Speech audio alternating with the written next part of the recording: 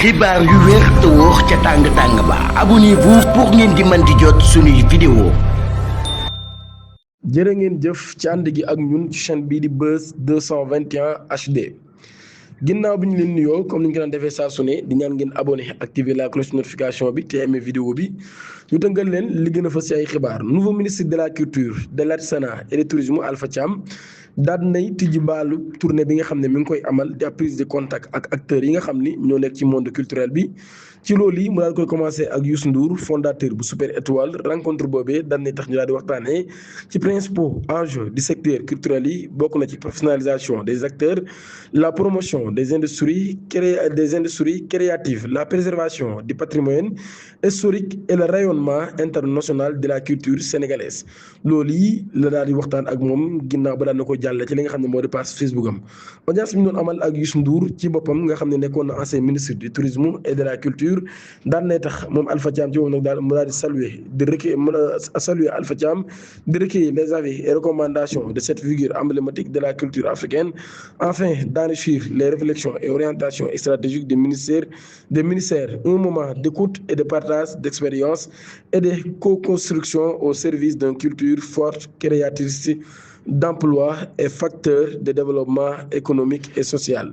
Débat bi nga xam ne mi ngi am ci souveraineté économique ak gestion des finances publiques sénégalais mi ngi am ab tournure doctrinale dans la suite de son entretien accordé ce lundi 15 juin 2026 ak ñi nga xam ne ñoo di Rewmi ak France 24. Président de l'Assemblée nationale di Ousmane Sonko daan nay attaqué de front à la légitimité des engagements financiers contractés sous l'ancien régime. moom mii muy wax ci ay théorie de droit international le leader politique daan nay affirmé ni benn partie ci dette bi nga xam ne Sénégal daan na koy am loolu yi nag dafa am ab caractère odieux pour avoir contourné la représentation parlementaire moo tax mu daal di invité le gouvernement Al Amin Lo ñoom ñii ñu daal di annulé boobu le bor. Au-delà des simples critiques budgétaires lancées premier ministre daan nay tànn nag daal placé argumentaire am ci terrain de droit et de la jurisprudence internationale daan nay fàttali nag daal am na ab consensus juridique boo xam ne bu fort la buy tax nag daal aux nations de contester certains passifs financiers daal di exposer les fondements de sa réflexion internationale depuis les travaux de l'économiste Alexandre Sag. ci loolu yi nag daal mu daal di considérer que lorsqu'une dette a été contractée à l'insu du peuple et contre ses intérêts cette dette est odieuse et elle peut être rejetée maanaam dette boo xam ne nag dañ koo leb te askan wi yëguñu ko waaye tamit nekkul ci seen intérêt dette boobee dette la boo xam ne bu odieuse la te mën nañ ko nag daal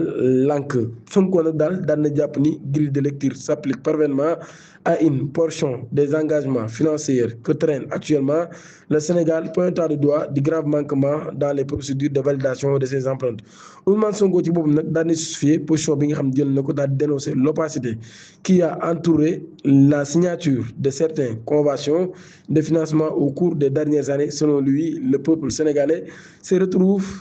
contraint de rembourser des sommes pour lesquelles il n'a jamais donné son consentement maanaam Sénégal ci boppam ñu ngi koy forcer mu fay ay bor yoo xam ni maanaam musu cee wax wala mu joxe ci li nga xam ni kon wane ni d'accord na ci kon mun nag daal moo xam mu nekk de manière directe ou de manière boo xam nag daal dañ koy jaarale ci li nga xam ne moo di assemblée nationale. loolu kon moo tax Ousmane Sonko mu jàpp ni dette boobu mais dañ ko war a rejeter. Cette prise de position nag n'est pas nouvelle pour l'ancien inspecteur des impôts et domaines ñi fàttali nag daal en théorie cette approche bien avant son accession aux responsabilités institutionnelles j'ai eu à me prononcer sur cela. mun nag daal yàgg naa wax ci loolu ci ay yoon à travers ses interventions en tant qu'homme politique loolu daal souligné. Relancé par le journaliste de RFI et France 24 sur les raisons pour lesquelles cette stratégie de rupture n'a pas été mise en œuvre lorsqu'il occupait lui-même la fonction de premier ministre Ousmane Sonko daal dina fàttali nag daal des profonds arbitrages internes au sommet de l'État. Et pourquoi ne pas l'avoir fait avant Ousmane Sonko? Ça a été proposé mais pas retenu. Ousmane Sonko, non désormais l'installé au perchoir de l'Assemblée nationale, le leader de Pastef espère que la nouvelle équipe gouvernementale saura se montrer plus audacieuse face aux bailleurs des fonds internationaux. Il conclut ses volets économiques par une invitée claire. Je souhaite simplement que l'exécutif actuel prendra ses responsabilités pour aller dans ce sens et discuter pour effectivement l'annulation d'une partie de la dette. loolu mooy li nga xam ni daan na koy xamle.